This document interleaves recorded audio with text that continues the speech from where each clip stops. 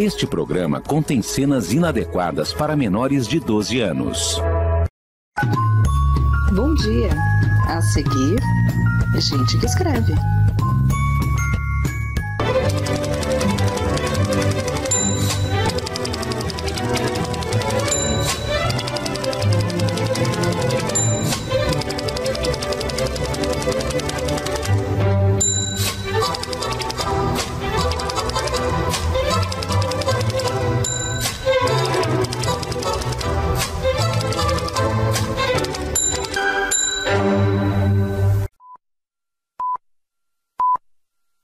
Olá, amigo escritor, olá, amiga escritora, seja bem-vindo a mais um episódio do Gente que Escreve, o seu podcast semanal, feito por escritores e para escritores da cidade da Nausicaa, porque agora eu moro no Vale dos Ventos, eu não moro mais em Los Angeles, tá ventando tanto que a gente já tem planador Nausicaa agora.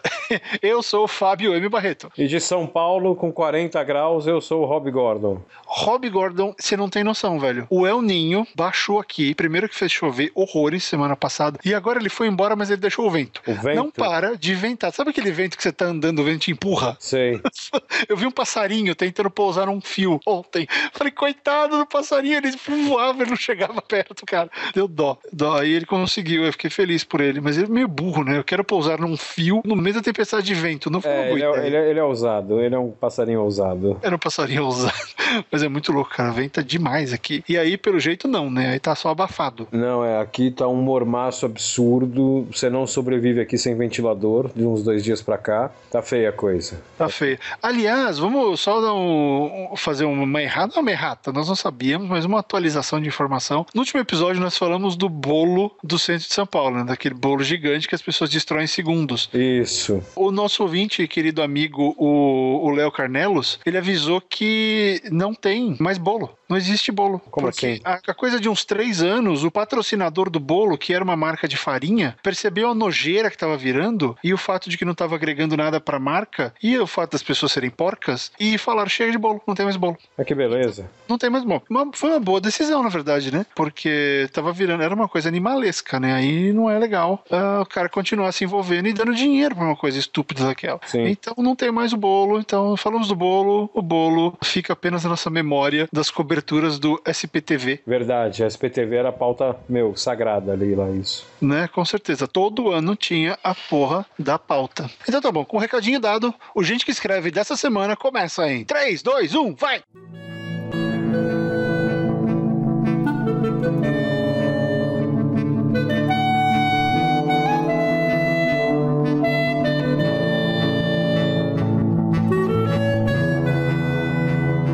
Muito bem, Rob Gordon, no episódio de hoje nós vamos falar sobre uma coisa, é meio que uma continuação do episódio anterior, né? Nós Exatamente. falamos bastante sobre a questão dos contos, sobre a questão da publicação na Amazon, como você pode usar isso a seu favor, como a gente pode trabalhar isso, eu acho legal, e a gente vai falar um pouco mais agora sobre publicação independente, né? Porque é uma coisa engraçada que, assim, no fim das contas, a não ser que você tenha um contrato longevo com uma editora grande, você sempre é um escritor independente, né? Exatamente.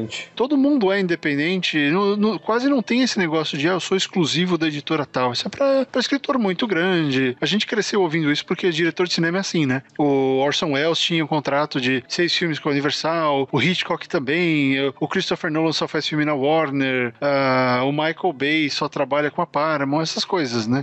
Existem esses caras que são contratados, mas na literatura é um pouco mais difícil você ter isso. E mesmo assim, você tem autores que têm livros em vários lugares. Sim. Né? Nem todos os livros do Neil Gaiman estão na Intrínseca, nem todos os livros de Star Wars estão na Aleph, né? Alguns livros acabam escapando por um contrato, por uma outra coisa. Então, no fim das contas, quando a gente está começando a carreira, todo mundo é meio que independente, você trabalha livro a livro, né? Dá para tentar trabalhar uma coisa assim de uns 2 ou 3 livros casados, mas idealmente você não tem muita essa opção, né? Essa opção é meio complicada. Então, a partir do momento que todo mundo é independente, como é que a gente faz para publicar o nosso trabalho sem depender da editora. E aí eu te pergunto, Rob Gordon, já chegamos num ponto em que isso está super bem resolvido e estamos felizes com as opções, ou a gente ainda precisa de editoras obrigatoriamente? Não, eu acho que nessa escolha que você tá me dando, tipo, está bem resolvido ou precisamos de editoras, eu acho que nenhum dos dois. Eu acho que caminha pra estar bem resolvido, mas hoje eu acho que não. Nós não obrigatoriamente precisamos de uma editora. Porque vamos entender o que a editora faz idealmente, né? Porque existe o mercado ideal, que é a imagem ideal que nós como autores achamos que as editoras têm que fazer e que as editoras às vezes vendem pra gente, que elas fazem, e existe a realidade, que é bem diferente. Então, o que uma editora faz pra você? Ela edita o seu livro, né? Ela arruma o seu livro, ela revisa o seu livro, ela faz uma capa, diagrama, faz o projeto gráfico, né? Faz uma capa bonita pro seu livro. Uma capa vendável, né? Vendável, né? Aí ela vai lá e publica o seu livro. Ela imprime, ela paga a impressão do seu livro e como ela investiu tudo isso, ela quer ganhar dinheiro. Ela quer pegar o retorno. Então ela vai pegar e vai distribuir o seu livro. Isso significa colocar nas livrarias, que é uma treta hoje em dia, né? Porque tem muito livro. Tem muito livro. E aí como é que você faz, né? Como é que você garante que a editora vai conseguir posicionar o seu livro? Na maioria dos casos, a editora tem que pagar para a loja, para o seu livro ficar em destaque ali naquela semana de lançamento, no fim de semana de lançamento, no dia do lançamento, por 2h30, enquanto você estiver lá dentro. Esse tipo de coisa. Ok. É isso que a editora faz por você. Em alguns casos, a editora também usa o marketing dela para promover o seu livro. Ela vai fazer um hot site, ela vai usar o mailing list dela, a assessoria de imprensa dela, enquanto o seu livro for o novo. Na hora que sair o próximo, você sai da frente e o próximo livro sim, exatamente. recebe toda essa atenção e você vira catálogo. A fila anda e você está sozinho com o seu livro para vender quantos mil livros você tirou. Ok. Quando você publica independentemente, o que você faz? O que acontece? Você não tem nada disso. Você tem você tendo que fazer tudo isso, né? Isso nos mostra algumas coisas, né, Rob? Primeiro que você tem que investir no seu livro, na parte de editoração. Antes de continuar, o Fábio, você falou assim, quando você faz publicação independente, você tem tudo isso. Então, não tem. Não, eu acho que eu errei. Na verdade, eu ia falar, você precisa fazer tudo isso. Não, a questão não é essa. A questão, você precisa fazer tudo isso, só que você não consegue fazer tudo isso. Porque, por exemplo, a questão a editora paga pra livraria pro seu livro estar em destaque. Você não tem como fazer isso. Você até tem, se você tiver dinheiro, que normalmente você não tem. Exatamente, só que assim, mesmo tendo dinheiro, não é toda editora que vai sequer sentar com você pra conversar.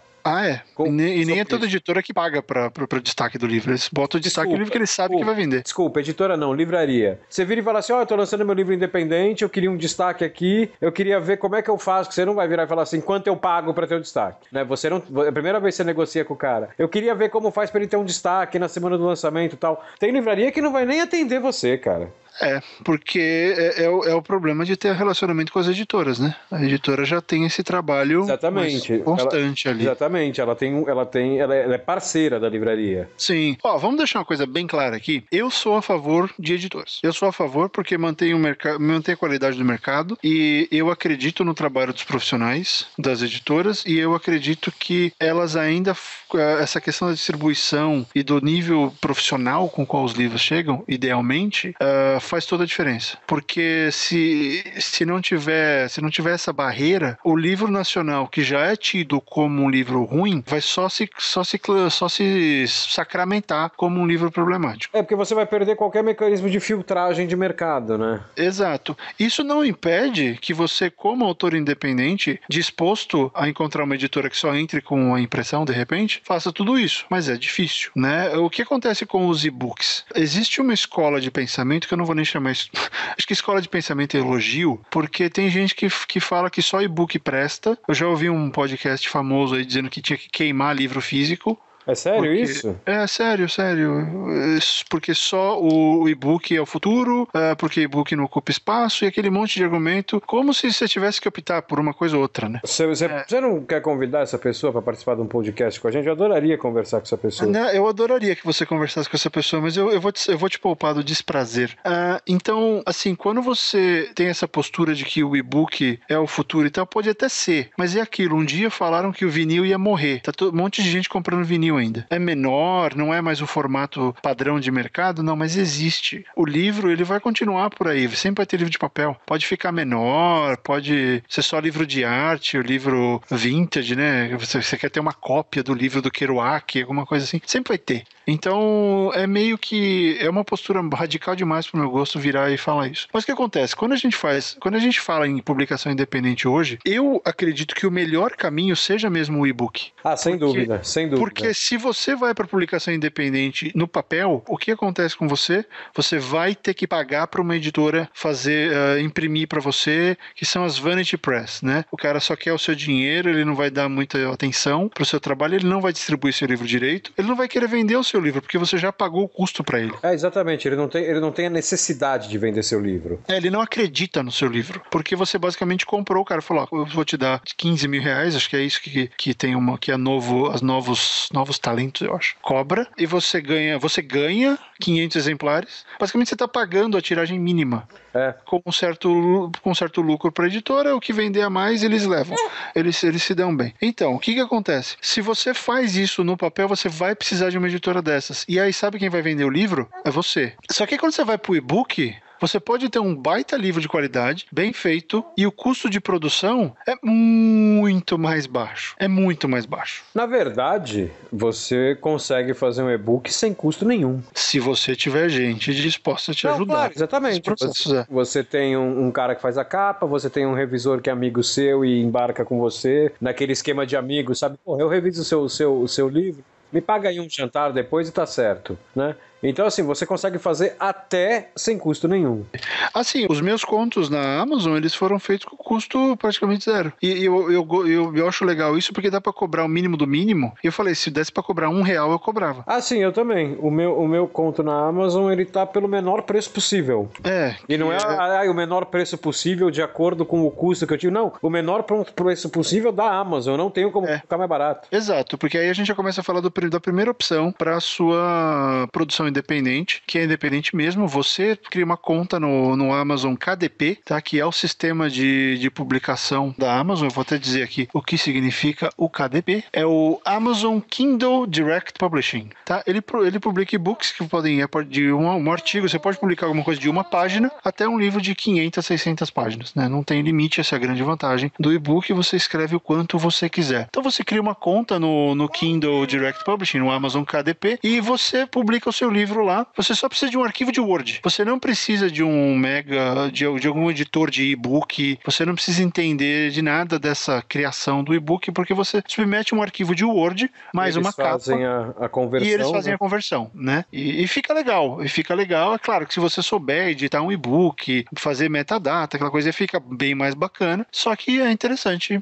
A Amazon facilita ao extremo, né? Então, para você publicar na Amazon, e aí você vai criar sua conta e você vai fazer o upload de um arquivo de Word e do JPEG com a capa. Depois que você fizer isso, a Amazon vai te perguntar em quais territórios você quer publicar o seu livro. Você pode publicar no mundo todo. Você pode disponibilizar o seu texto em qualquer mercado que tem uma Amazon, né? Que é bem bacana. Você pode vender para brasileiros em vários lugares do mundo, se o cara achar o seu conto. E aí ele vai pedir para você escolher algumas classificações, né? A primeira delas é a porcentagem que você quer do preço de capa. A Amazon te dá duas opções. Ela te dá 25% do preço de capa se o seu livro não for exclusivo da Amazon e se o seu livro custar menos de R$ 4,99. Que é 25%. Não é 35%? Eu que estou viajando aqui. Não, é 25 e 75. Tá. Vamos ver aqui. Você vai abrir, ele vai falar, você vai subir o arquivo, ele vai te pedir no título, sinopse, que é legal ter uma sinopse boa de venda, você vai escolher o gênero, você pode escolher a faixa de idade, que é um negócio bacana para fazer, ele vai pedir a capa, o arquivo, e ele vai te mostrar um preview, né? Se você quiser ver, uma prévia do seu texto. Aí ele vai te pedir os territórios. Você escolhe os territórios, e aí, exatamente, aí você tá certo. Ele vai pedir 35% de royalty ou 70% de royalty. Isso. E qual é a diferença aí? Com o 35% de royalty, diz que o seu livro, ele não precisa ser necessariamente exclusivo da Amazon. Você pode colocar ele no Kobo, você pode colocar ele em outros lugares, você pode colocar onde você quiser.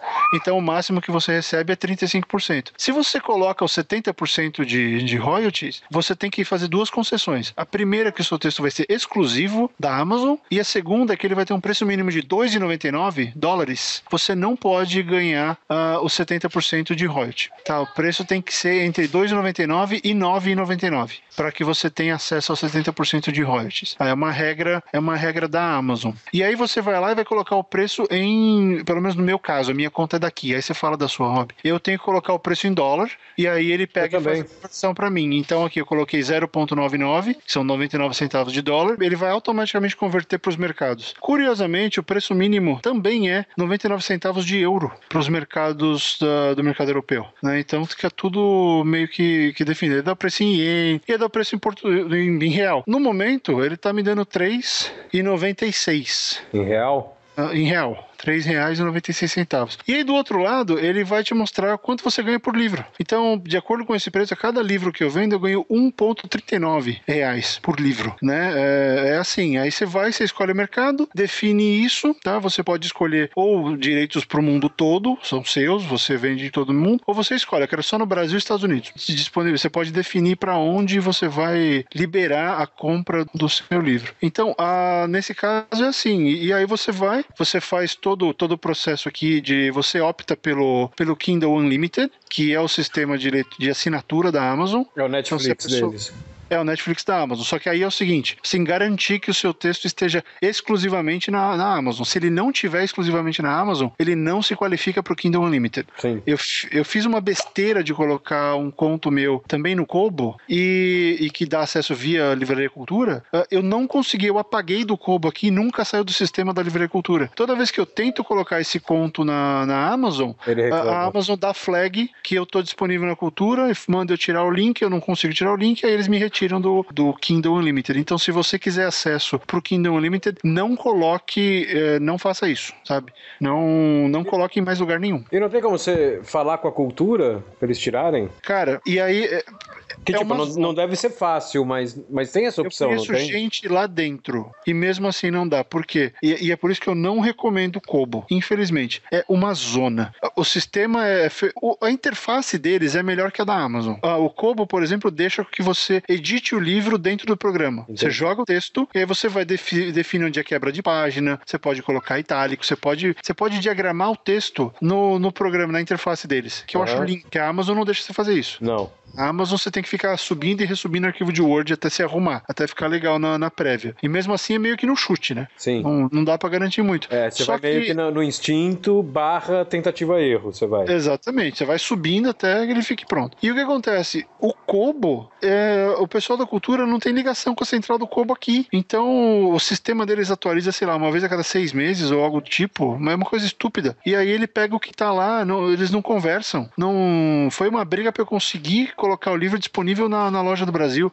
porque o meu amigo que trabalhava lá na época me ajudou com isso. Eu gostei da interface do Kobo, eles pagam meio que a mesma coisa. A minha vantagem é que eles pagam também no Brasil, né? Você acaba recebendo no país onde você paga imposto. Eu não posso receber aqui, por exemplo, eu recebo no Brasil. Só que assim, a Kobo é muita zona, é complicado de achar, o sistema de buscas dele é muito ruim, é difícil localizar o arquivo. E tirando que, assim, eu já tô nessa há mais tempo que você, Rob, quase ninguém que eu conheço tem Kobo, sabe? Quase ninguém que eu conheço consome pesadamente lá. Tem umas 2 ou 3 pessoas que apareceram, tem o Kobo, tem esse aqui só. E mesmo assim, 2 compraram, né? Então acho que se eu deixei o mesmo livro que vendeu 700 cópias na Amazon, vendeu 3 na livratura. É um conjunto universo muito menor, né? Aí você fala, não adianta, né? Não adianta. Então eu acredito que na hora de cobrar para publicação independente, a Amazon é a melhor opção, porque é o seguinte, a Amazon também te oferece a opção de imprimir o seu livro depois. Eu não sabia disso.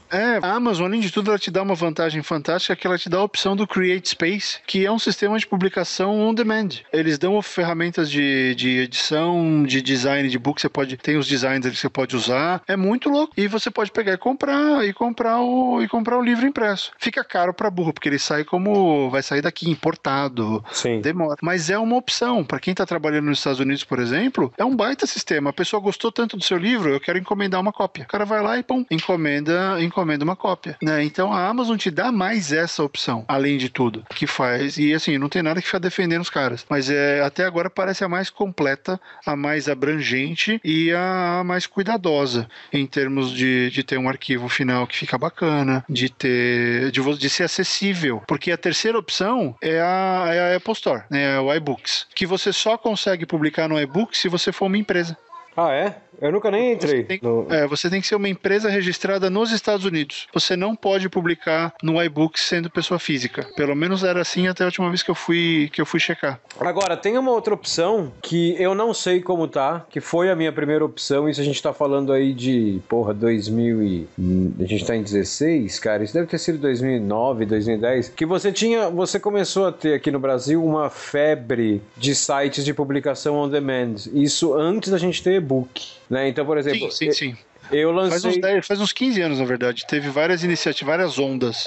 Mas eu acho que a última grande onda disso, que eu acho que foi a maior, ela deve fazer uns 8 anos, entre 6 e 8 anos. Eu lancei 2 livros pelo Clube dos Autores, né? Eles foram bem... Que tal? Sempre me perguntam sobre aquilo, que tal? Cara, é legal, só que assim, não adianta. Eu não vou cometer uma injustiça aqui, porque faz muito tempo que eu não mexo nas publicações, nas ferramentas deles e tal, né? Meus livros estão lá, mas eu não fico fuçando. E, por exemplo, eu sei que eles têm hoje coisa para e-book e tal, e inclusive eu acho que eu cheguei a transformar os meus para e-book logo que eles fizeram isso, não tenho certeza. Mas assim, é um negócio que me parece que depois que você lançou, e era muito bem intencionado, Quando eu escrevi o 24 Horas e 48 Crônicas, né, eles inclusive me chamaram lá para fazer uma entrevista em vídeo com eles, que eles passaram via streaming para divulgar o livro, que eles acharam o projeto super interessante, né? Então, você teve um apoio, você tinha um apoio deles na divulgação, quando eles compravam sua ideia. Legal. Então, nesse ponto, eles ficavam entre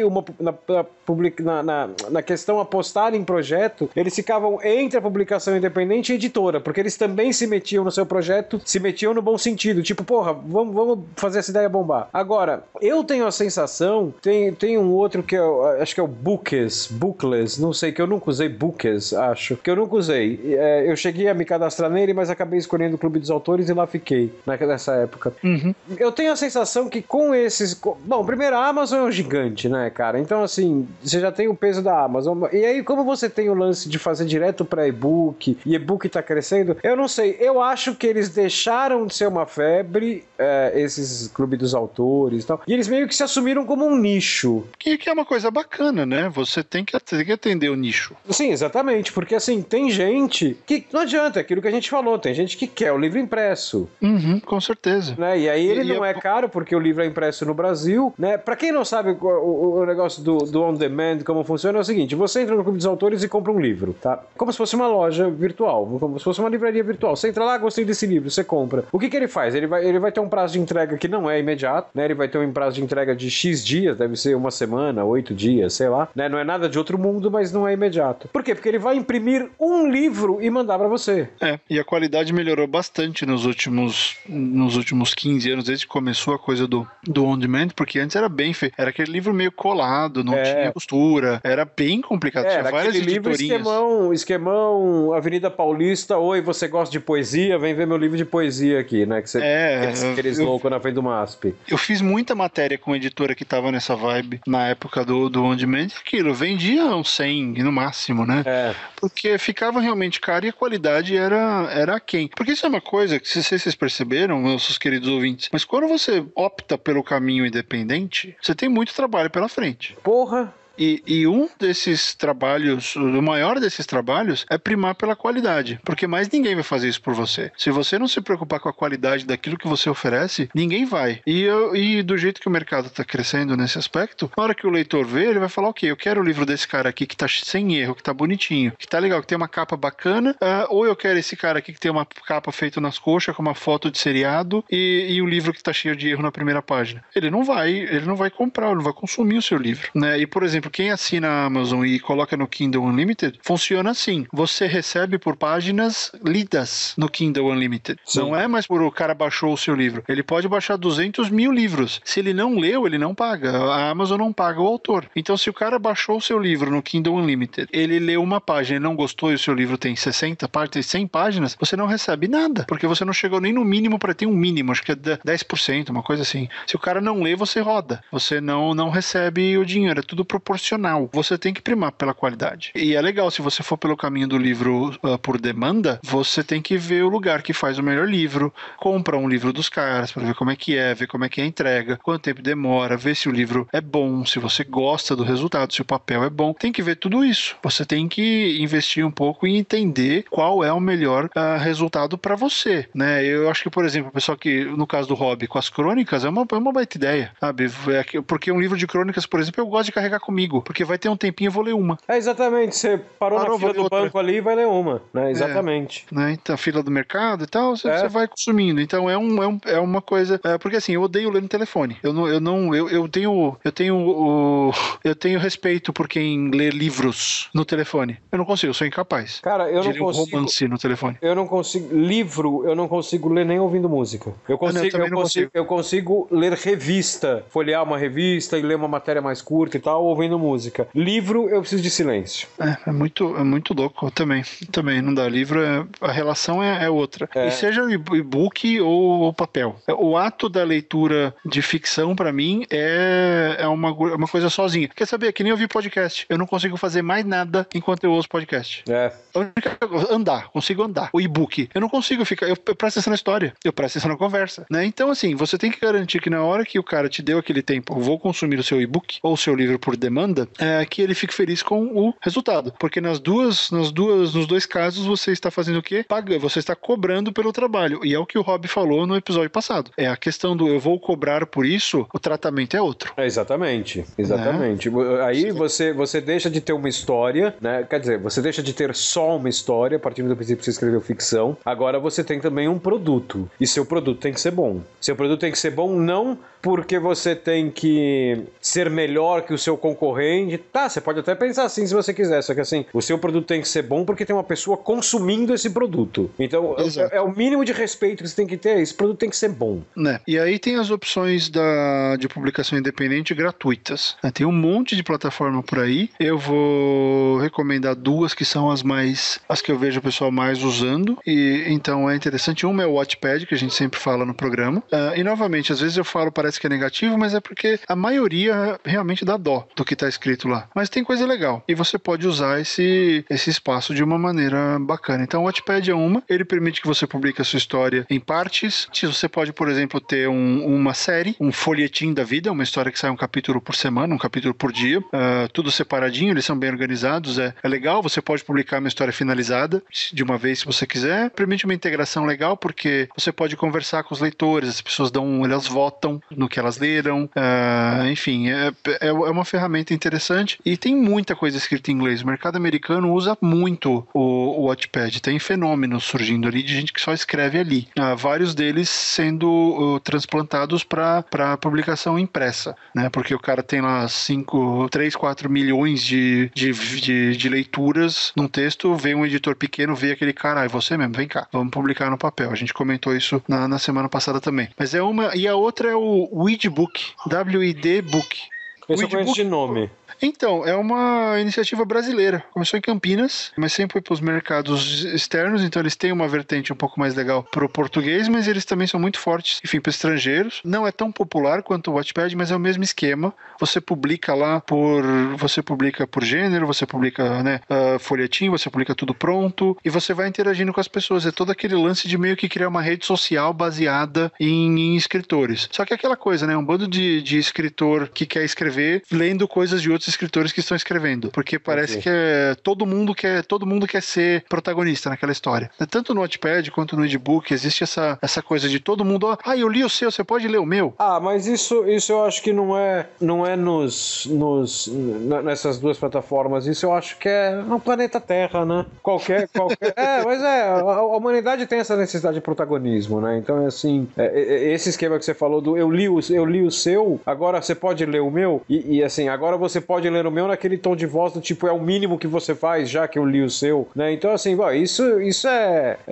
Cara, as redes sociais foram inventadas numa quinta-feira, essa prática foi inventada na quinta tarde, né? Ah, com certeza. Eu troco like, assim. troco like. Ah, o seu blog é super legal, vê o meu, curte lá, tem essa coisa. Então isso foi transplantado para essas, mas eu só tô chamando a atenção porque existe o aspecto social para essas redes, coisa que a Amazon não tem. Sim. A Amazon, os pagos, o próprio Kobo mesmo, os pagos, se você comprou, é aquilo. Eu vou dar a minha resenha sincera, se eu gostei ou não, vou dar a minha estrelinha aqui e acabou. A nossa relação terminou. Sim. Você não pode ficar indo conversar com o cara, tal. É uma via de uma mão só, né? Não rola um negócio de, eu quero vir aqui discordar de você. Aliás, né?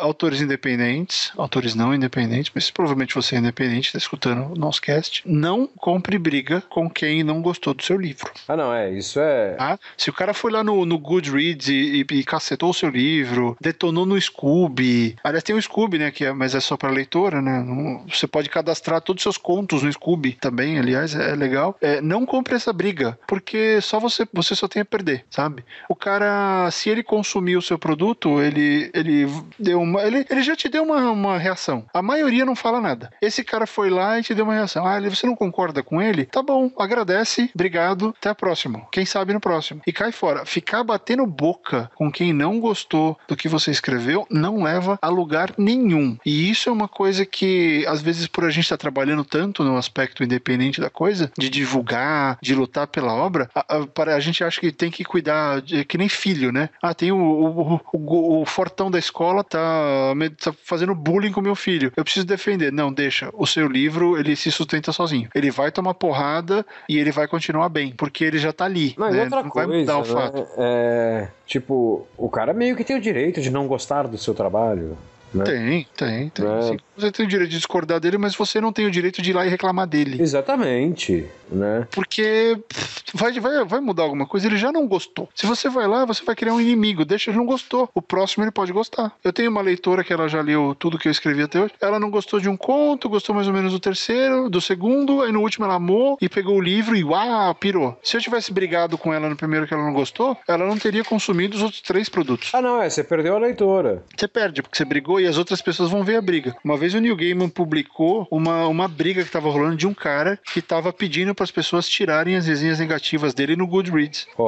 Meu. E o cara xingando as pessoas, detonando, e os caras, olha, não é assim, meu. Você não faz isso. Você não vai agradar todo mundo. E aí coisas, né, que acho que a gente tem que pensar do aspecto do trabalho da publicação independente. Então, né, vamos recapitular. Você primeiro tem que ter um trabalho legal na qualidade, você precisa ter uma revisão, pelo menos, um leitor crítico, se você puder, uma capa legal. Tá cheio de gente no Facebook oferecendo serviço de capa por R$30. Não é lá essas coisas, mas é melhor do que a capa que você faria, se você não sabe fazer. Exatamente. Me investe uma merreca, vai lá, R$30, acha um capista desses, faz, eu quero isso aqui, o cara vai te entregar uma capa. Ele vai ganhar o dinheiro dele, você vai ter uma capa melhor do que a que você sabe fazer. Eu penso assim, eu sou péssimo com essas coisas, então eu prefiro investir. Ok. E aí você tem que prestar atenção no seguinte, é um produto. Logo, se você vendeu na Amazon uma pré-venda, o arquivo tem que estar pronto no dia certo. Sim. Senão, primeiro que a Amazon te deixa de castigo 1 ano, sem poder fazer pré-venda. Segundo, que o leitor está esperando, ele já pagou por aquilo. Você fez uma pré-venda, né? Então, eu penso sempre assim, imagine se você for o cliente do seu produto independente. Como você quer ser tratado? Eu quero ser tratado assim. Ok, trate o seu leitor exatamente da mesma maneira. Exatamente. Aquele negócio, aquele ditadinho, né? Não trate os outros como você não queria ser tratado, nesse ponto é literal a coisa. Exatamente, sabe? Então, pensa nisso. E aí vem a segunda parte, que é maior do que quando você tem uma editora com o seu backup. Quando você é um autor independente, você também é o marketing, você também é assessoria de imprensa, você é atendimento ao cliente, você é relações públicas e você tem que continuar sendo escritor. Você tem que ser tudo isso e mais um pouco. Gerenciador de crise, né? Que mais que você tem que ser, Rob? Acho que você cobriu tudo aí, cara, porque especialmente no primeiro mês, 2 meses depois do lançamento, o seu 80% do seu tempo aí tá em assessor de imprensa e relações públicas. Porque assim, o livro não vai se vender sozinho, né? Você tem que... Por quê? Porque as pessoas não sabem que o livro tá lá. Você botou na Amazon, a Amazon, ela não acha que você é um cara fodão, que ela sai mandando e-mail pro mailing dela, falando assim, o cara lá botou um conto, vem agora comprar. Não, você que tem que se mexer. Por isso que eu falei no programa passado, que a gente tava falando do meu conto, dos contos do Fábio. Cara, se você comprou o conto e leu e gostou, cara, divulga na internet. Você não faz ideia da ajuda que isso dá pro autor. Quando o conto começa a ser divulgado sem que o autor esteja divulgando. Com certeza. Né? Com certeza. Isso é porque é um negócio que não adianta. Né? Eu tenho todo o meu network de redes sociais aqui e tal. Então, eu lancei o conto agora, eu fiquei falando do conto. Então, todo dia eu procuro falar alguma coisa do conto, eu não vou ficar falando sempre a mesma coisa. Então, hoje eu vou falar sobre essa resenha que eu recebi, hoje eu vou falar desse trecho que um cara comentou, que veio comentar comigo que ele se emocionou e tal. Eu tenho uma outra abordagem pra falar do conto. Só que chega uma hora que eu não tenho mais como ampliar isso. E não porque eu não tenho assunto pra falar do meu conto, porque a minha rede social é limitada. Eu não tenho 5 milhões de seguidores, né? Então, assim, tem uma hora que eu chego numa barreira que eu não consigo passar. A única pessoa que consegue passar isso pro autor é o leitor, né?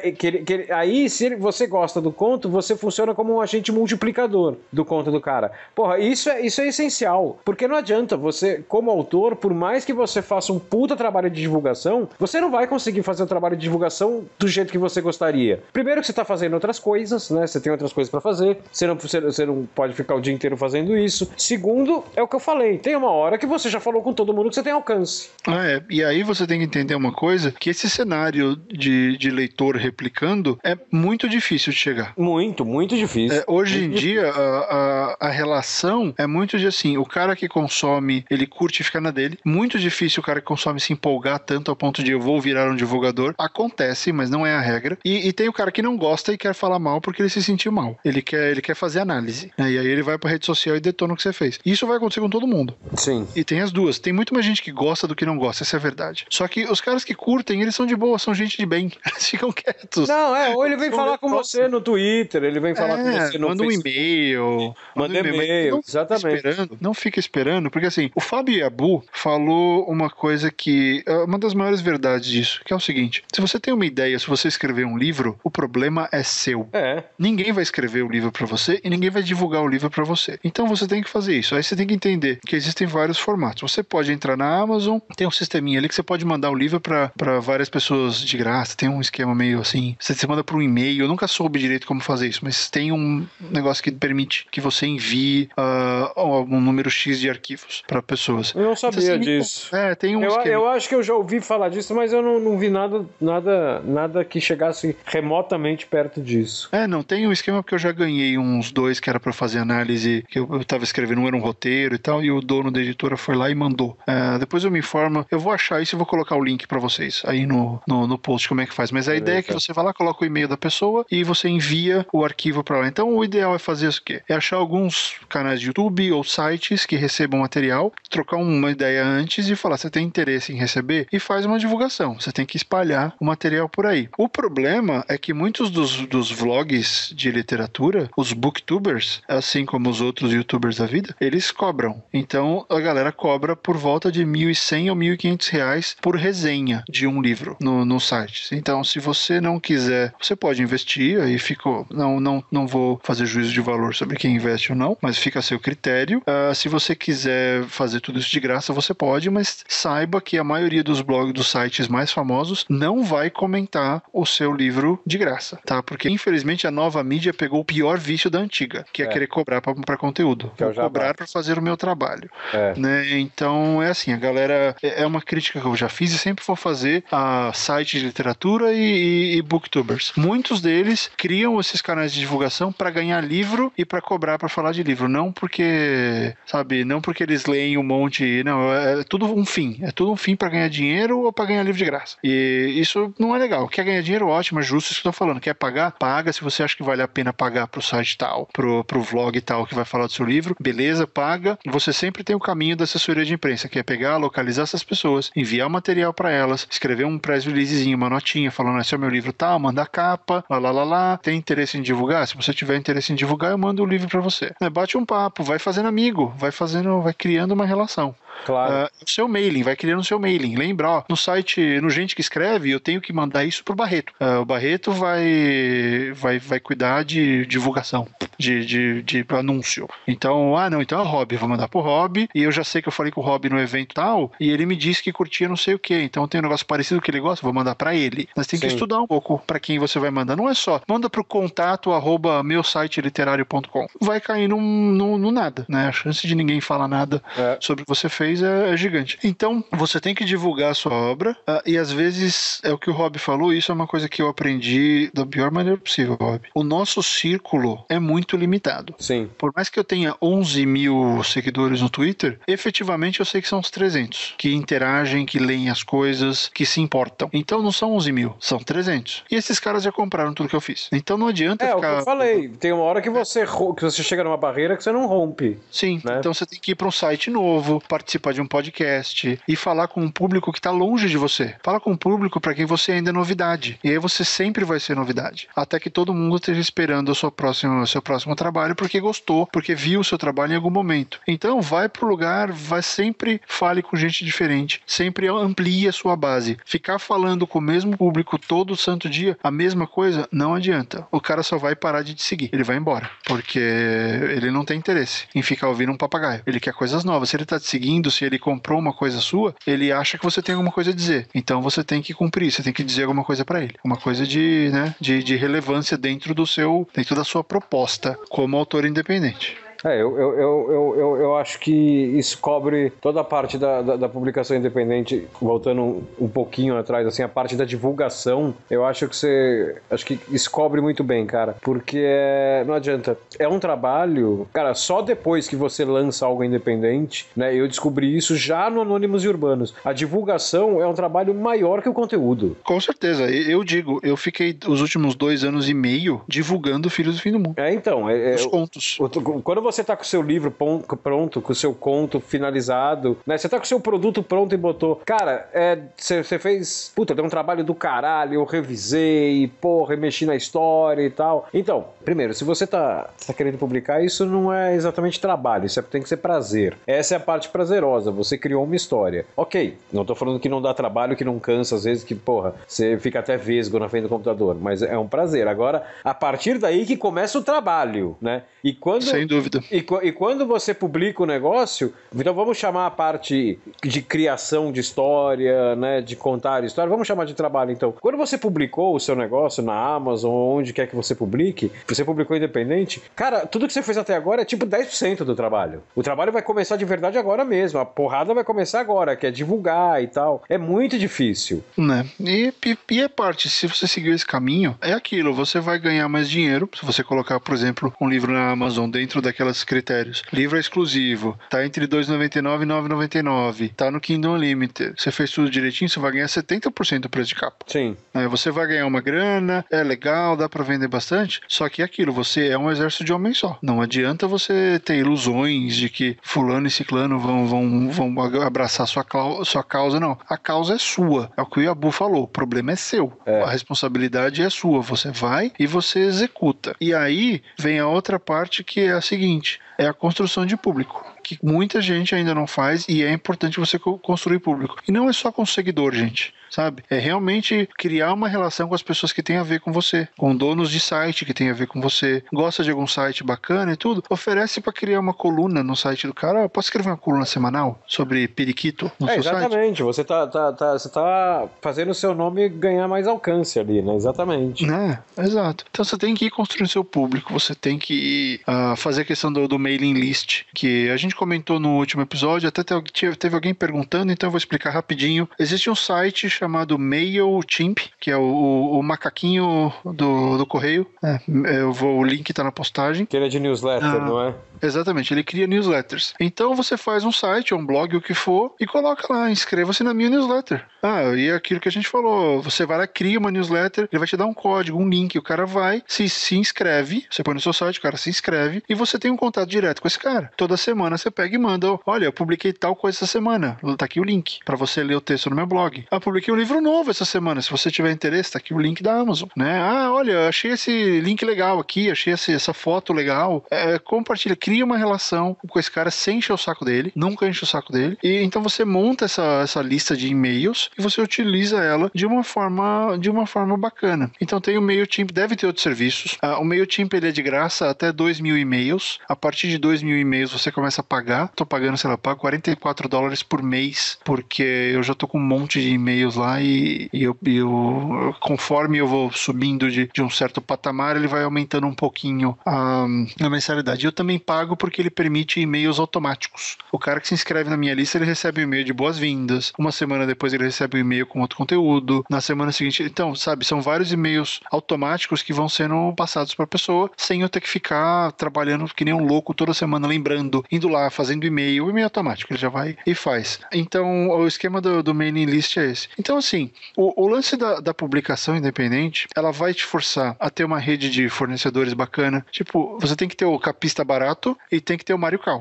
sabe? Porque tem um projeto que cabe o capista barato. E não, sem respeito ao cara. Tem o barato e tem o foda. Exatamente. Né?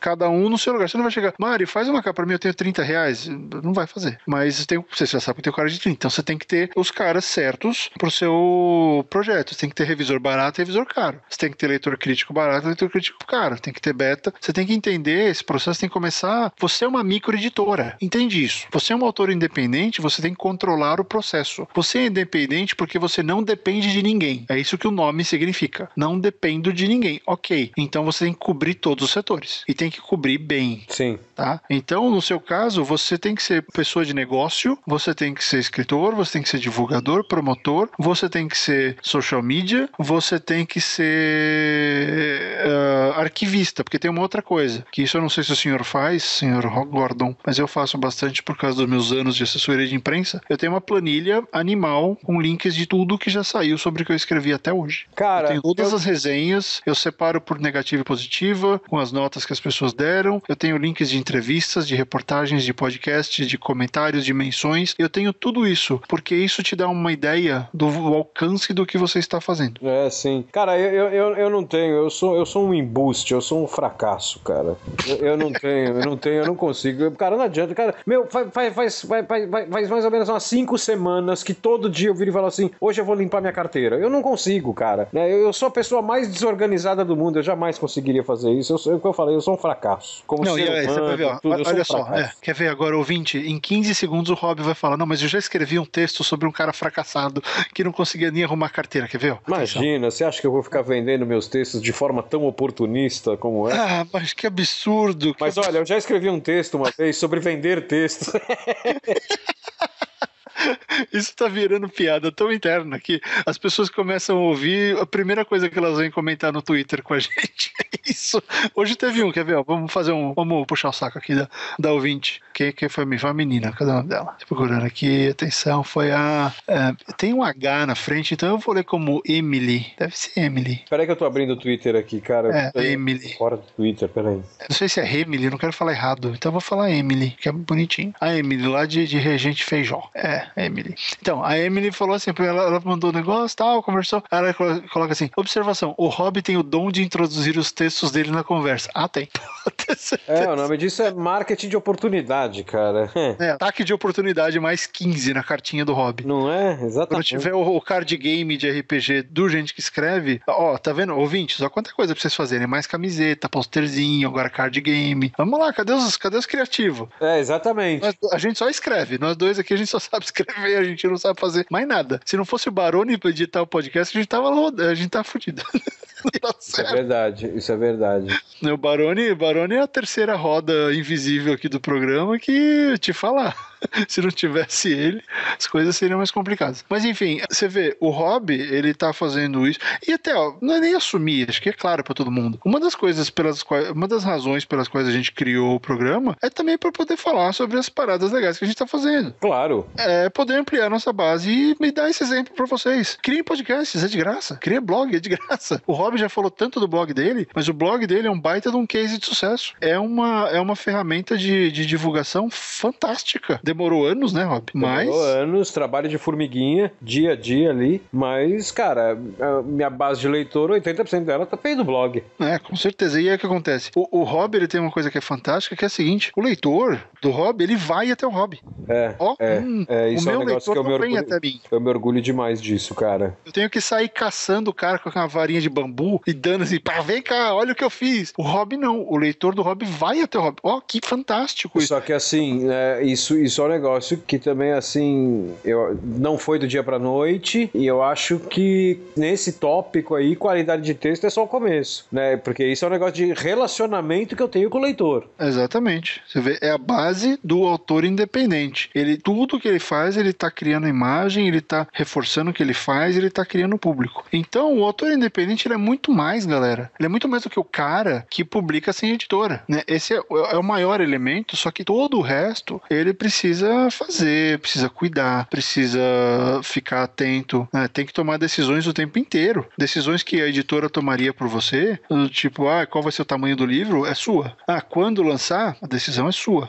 Você vai lançar um livro do Dia dos Namorados no Dia dos Namorados? Péssima ideia. Ninguém tá preocupado em ler no Dia dos Namorados. Exatamente. Você tem que lançar 2 semanas antes, ou semana depois, sei lá. Você tem que pensar.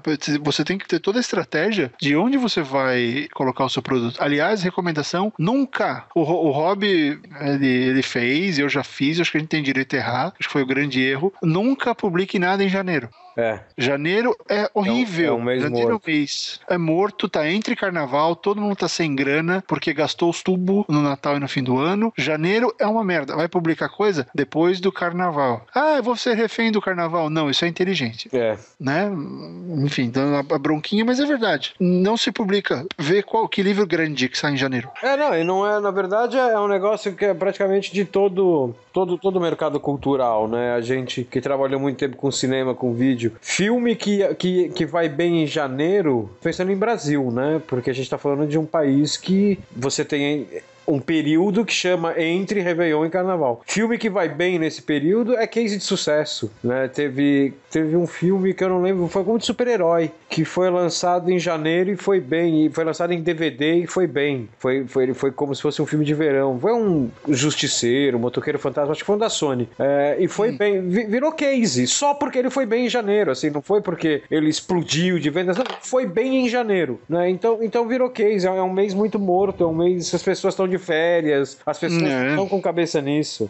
Você tem que pensar muito bem nisso. E outra coisa, tenha uma postura profissional na sua comunicação. Nada de, leia o livro mais fantástico do ano. Não. Exatamente. Você não pode dizer que é isso. É marketing. Tá, vai fundo. Você gosta quando alguém chega pra você e fala, nossa, lê isso aqui, é o melhor livro da galáxia, nossa, que fantástico. E o livro é do cara que te falou. Você gosta dessa autopromoção?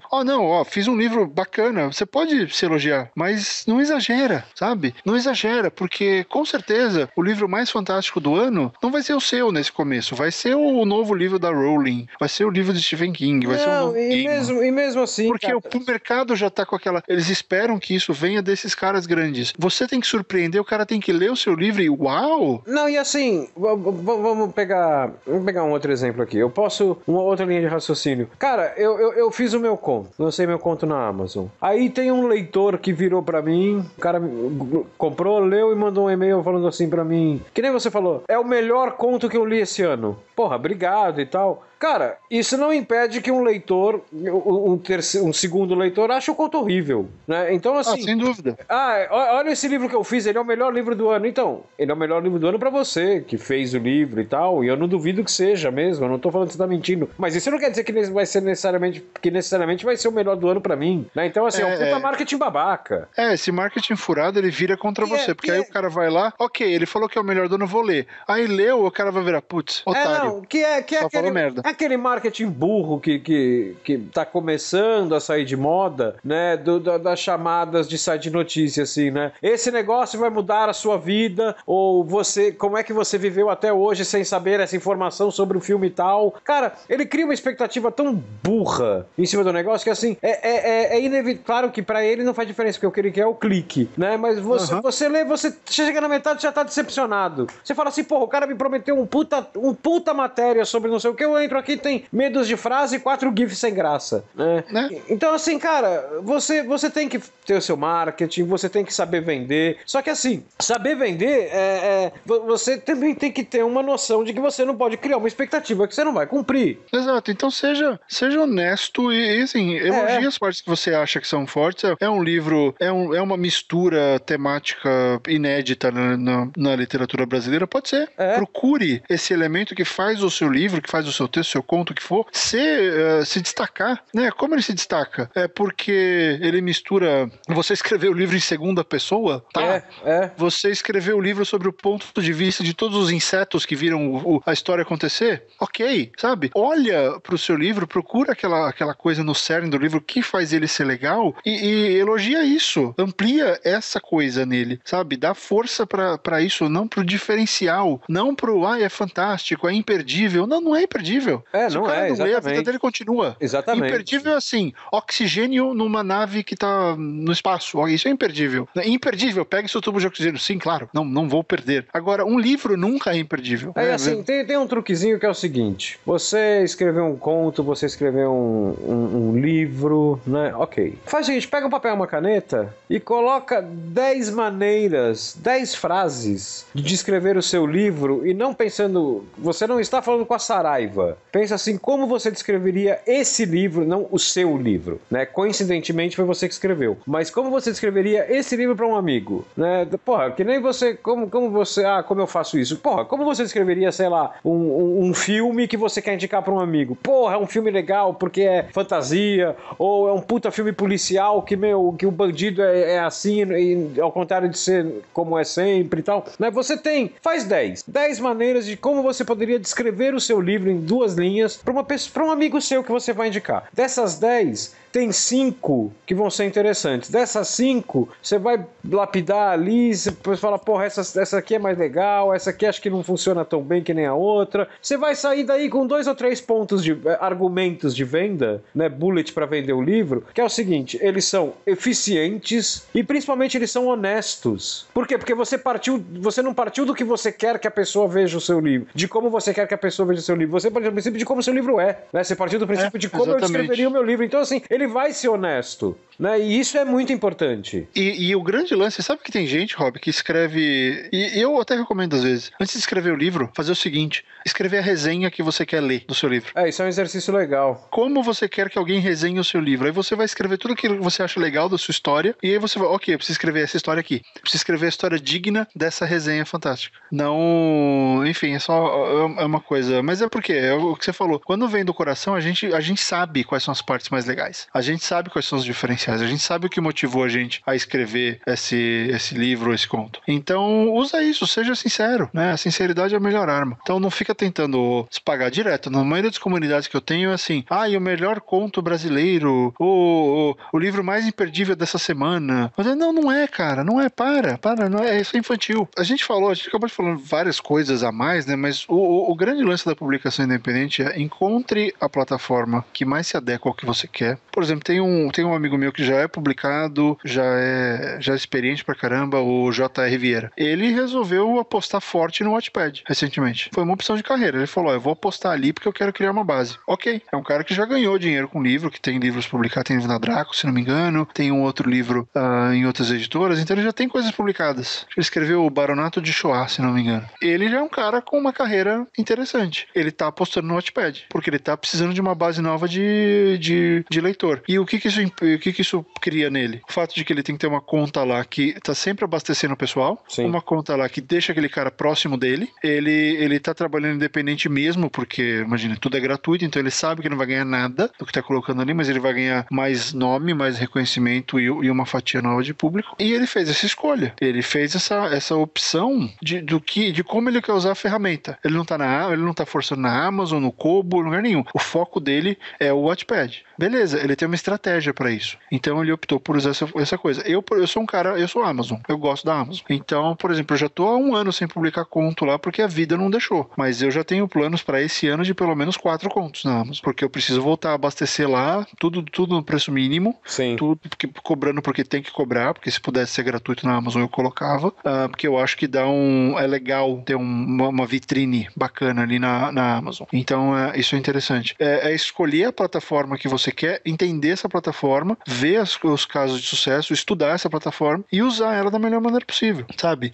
Você não tem editora, então ok. Imagina que a plataforma é a sua gráfica, é o seu modo de entrega. Qual é o melhor para você? Qual você acha mais bonito? Qual você acha que tem o melhor atendimento ao cliente? Qual é o mais fácil de ler, né? Qual mais rápido de entregar? O da Amazon demora 5 minutos para chegar ao arquivo, o Kobo demora 15 segundos. Eu quero rapidez na entrega. Então, de repente, o Kobo é a minha opção. Eu sou um cara que só consome livraria cultura. Não gosto da Amazon. Ok. Então, entenda as limitações de cada uma das plataformas e escolha a sua. Escolha a sua plataforma de entrega e entenda que você vai começar a falar com as pessoas que consomem os produtos daquela loja, os produtos daquela plataforma. Sim. Elas não se cruzam muito. O cruzamento é pequeno, existe. Eu já vendi uns 3 contos que eu sei na Amazon porque pessoas viram eu tenho um conto gratuito no Wattpad, inclusive ele tá gratuito no Wattpad e tá pago na Amazon. Eu sei de gente que leu no Wattpad, gostou, foi na Amazon e comprou pra ter na biblioteca do Kindle, porque não queria só ter aquilo no Wattpad. O cara queria possuir aquele arquivo. Achei bacana, achei legal. É uma conversão pequena, mas ela existe. Então, Rob, acho que tem uma coisa que a gente não falou, mas que você tem bastante experiência, que é o Petisco, que é uma plataforma para quadrinhos, é isso? Isso, o Petisco, ele é petisco.org, né? Ele é exatamente isso, ele é uma plataforma para quadrinhos, ele é um portal de quadrinhos. Tanto é que, por exemplo, é onde eu publico terapia junto com o Mário e com a Marina. A gente atualiza a terapia toda quarta-feira, né? Na verdade, começou a ser toda quarta, só que de um tempo para cá a gente colocou quinzenal, porque a gente estava com a vida muito corrida, então ou a gente colocava quinzenal, ou a história começava a perder qualidade, e isso não ia acontecer nem fudendo. E então, o Mário ia chegar no ponto que ele ia desenhar homens palito, né? Sim. Então a gente foi pra quinzenal. Só que assim, o Petisco tem muito leitor do Terapia, porque quando a gente começou a fazer o Terapia, teve muito leitor que acabou ficando leitor do Terapia, que não conhecia muito quadrinho nacional e tal. Por quê? Porque era leitor meu, que eu levei pro Terapia. Da mesma forma que o Terapia me deu muito leitor, eu dei muito leitor pro Terapia. Foi uma troca muito legal que teve aí. Então, tinha gente que falava assim pra mim, mas é um puta saco ter que esperar uma semana pra publicar pra vocês publicarem uma página e tal, né? Daí eu não tenho que ler. Falei, então, o Petisco tem outras séries, né? Se você entrar no... Não é só a gente, né? Então, exatamente, porque o Terapia, ele é a atualização de quarta-feira do Petisco, né? Então você tem as outras séries, eles têm umas séries lá que estão em pausa, só que eles têm, por exemplo, uma que tem muita gente que fala assim, eu só quero esperar eu vou esperar terminar o capítulo pra ler Terapia. Então, cara, tem uma história em quadrinho no Terapia que chama Belladonna, que ela já tá finalizada. Inclusive, que nem Terapia, ela virou livro impresso, né? Saiu, acho que ano passado o livro, se eu não me engano. Ou final de... A gente tá em 2016? Acho que saiu... ou ano passado ou final de 2014. Que é uma história de terror, né? É uma história... É uma menina, ela tem 6 ou 7 anos, sei lá, e ela tem pesadelos pra caralhos, a menina. A história é partida daí, tá? Esse é o ponto de partida dela. E quem escreve quem faz é a Ana Recalde e o Denis Mello que desenha. Cara, é uma puta história legal, cara. É um puta de um material. E neguinho não conhece. E neguinho reclama que, não tem página nova do Terapia, eu queria ler alguma coisa. Cara, é só fuçar em cima no site, né? Então, assim, você tem uma plataforma de quadrinhos, você tem outra, por exemplo, que é o Valkyria, que é um negócio mais... com uma vibe meio Conan, né? Que é um puta cara bacana que faz o roteiro, que é o Alex Mir, né? Inclusive, já foi premiado, Valkyria foi premiado. Então, assim, você tem meio que quadrinho pra tudo que é lado dentro do Terapia. Você tem quadrinho de super-herói, né? Só que, assim, como você consegue publicar no Terapia? Ele é diferente do... Não, Desculpa, no Petisco. Ele é diferente, por exemplo, da Amazon. Você não chega e fala assim, eu tenho uma história em quadrinho, vou publicar ficar lá. Não, porque ele não é uma loja. O Petisco, ele é um grupo de pessoas. Ele é quase como se fosse um coletivo, tá? Então, assim, você tem uma história legal, você tem que entrar em contato com o Petisco, né? Com a galera do Petisco, com o Cadu, que normalmente é quem cuida da coisa do site e tal. Ele que faria esse primeiro contato. E apresentar a proposta pra ele. Cara, se o cara topar, ele passa pras outras pessoas do Petisco e tal. Se todo mundo achar a história legal, ele vira e fala assim, beleza, então a sua história agora vai ser atualizada toda quinta. Quinta-feira você tem que estar com a página no ar. Legal, não sabia que era assim, que bacana. Tem uma curadoria então, o que é legal. Tem uma curadoria, exatamente, tem uma curadoria. Ah, tá vendo? Você vê, eu que desenho Homens Palito nunca conseguiria publicar, teria que ter uma coisa mais legal. Muito bacana saber que tem espaço também pra você que é autor independente de quadrinhos e ainda não conhece. E tem outros assim, tem um que eu não lembro o nome agora, e eu não tenho nem como começar a procurar aqui. Tem um, se não me engano, de mangá que saiu há pouco tempo. Quem tava no meio disso era o Douglas, o Douglas do Necrópolis, sabe, do livro Necrópolis? Ele que tava meio que no negócio desse que eu vi, que ele divulgou lá e tal. Parece que tem um parecido de mangá também. Então, assim, eu acho que essa é uma alternativa legal. Ela não serve pra todo mundo, por quê? Porque o Petisco não tem a proposta de você ter deles terem ali, sei lá, 85 histórias em quadrinhos diferentes. Ele não tem essa proposta. Mas é uma alternativa bacana, cara, porque assim, você tem um pessoal comprometido e, como você disse, você tem uma curadoria que não deixa a qualidade do negócio cair. E, por exemplo, se um cara chegar com uma história lá no Petisco e falar assim, porra, eu tenho uma história legal, que é a história de um cara, e é um puta material, né? Só que a história é um cara que não se acha muito na vida e a paixão dele é heavy metal. Os caras vão olhar e falar, então, isso aqui é terapia, né? Isso aqui é terapia, só que você vai tirar o blues e botar heavy metal. Então não vai entrar. Ah, bacana. Então você tem gêneros, você tem todo esse pensamento de dividir por gênero, dividir por tema, né? É um puta pessoal bacana, é um puta pessoal legal que tem. Ah, legal. E como é que funciona o processo de publicação? É só subir lá e que foi aceito, é só subir e fazer o upload do arquivo? Quem publica a nossa página é o Mário. É o Mário que publica todas as páginas do Terapia, né? A partir do momento que você, então vai começar a publicar tal, a gente recebe uma senha, eu posso entrar e publicar ali. Entendi. Então é uma interface que basicamente você vai lá e vai fazer o upload do arquivo da imagem e acabou. Isso. Por que é o Mário que publica? Porque normalmente o arquivo final em alta tá com o Mário. Claro, óbvio. Né? Pra que o Mário vai passar em alta pra mim, pra eu publicar, se ele pode publicar? Não, justo, só pra entender, só pra dar uma ideia pro pessoal como é que é a mecânica. Então, assim, você precisa ter, como se fosse a Amazon, você pega o arquivo e manda. Só que diferente da Amazon, que os caras vão montar a capa e tal, não, tá lá no ar. Existe alguma ferramenta de monetização ali dentro, Rob, ou não? Cara, eu acho que não. Eu posso estar falando bobagem, mas eu acho que não. Na verdade, o Petisco, ele acaba funcionando porque ele serve como uma plataforma de quadrinhos, mas ele também serve como vitrine desse pessoal do Petisco. Então, por exemplo, quando você tem eventos de quadrinhos e tal, você tem o stand do Petisco, que o cara tá lá vendendo o material impresso dele, entendeu? Você Bacana. tem o cara vendendo, estão lá vendendo Belladonna, estão vendendo Valkyria, tá lá todo mundo junto vendendo terapia no stand do Petisco. Bacana, bem legal. É mais uma opção aí, então. Você vê, pessoal, tá cheio de opção pra você que quer publicar independentemente. Eu acho que não é legal desconsiderar possibilidades das editoras tão cedo. Tenta, olha a editora, procura o tipo de trabalho dos caras, vê o que eles estão fazendo, vê se é legal. Tenta falar com o autor, pergunta se a editora é boa. Tenta, pesquisa, descobre. De repente tem uma editora de médio porte aí, ou até de pequeno, que tem a ver com você. Que é a melhor opção pra você e você vai ter um aliado nessa história. Mas se você estiver aqui sozinho, pense em tudo isso, pense no processo, avalie essa carga de trabalho que você vai ter, que é muito grande, e pense uma coisa que eu acho que é o grande erro, e eu acho que o Rob vai concordar comigo, que é o problema do pessoal não entender que cada texto, que cada conto ou cada livro que for publicado, não importa o que vendeu 5, você está construindo. Cada venda, cada contato é um tijolinho novo. Exatamente. E você tem que dar um jeito de carregar esse cara com você. Você não pode perder ele nas brumas do tempo. Exatamente. Você precisa trazer esse cara com você, porque se ele já comprou uma vez, ele vai comprar outra, e ele vai seguir, e ele vai acabar sendo que nem os leitores do Hobby, e como muitos meus leitores, que tem uma relação, que vão ler tudo, que gostam, e que às vezes ficam amigos, ou às vezes são aquele conhecido, que se você bate o olho no nome, você sabe quem é.